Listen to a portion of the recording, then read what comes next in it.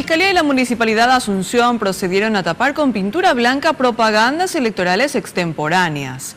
Una de ellas corresponde al precandidato a diputado Carlos Viveros, quien se expone a multas por incumplir las normas electorales.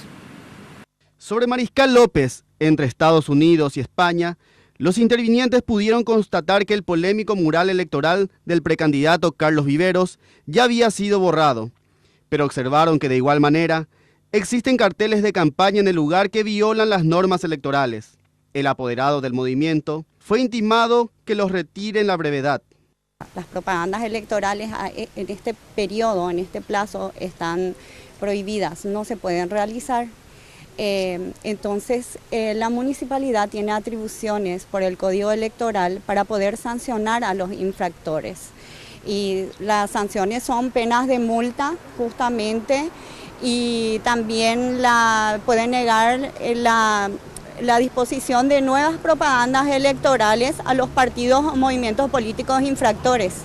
Entre las sanciones que pueden aplicarse a los infractores figuran multas y negar nuevos permisos para colocar murales y carteles, según el abogado de la municipalidad. La Fiscalía viene a pedido de la Municipalidad de Asunción. Y esto se hizo porque aquí había un hermoso mural, una obra artística que es propiedad de la Municipalidad de Asunción. Si bien es cierto, la muralla es particular, el trabajo artístico que se realizó fue hecho para la municipalidad y no para el propietario del inmueble. Entonces eso es un bien de la Municipalidad de Asunción. Otros murales, pero de precandidatos liberales, también fueron borrados con pintura blanca durante el operativo de control.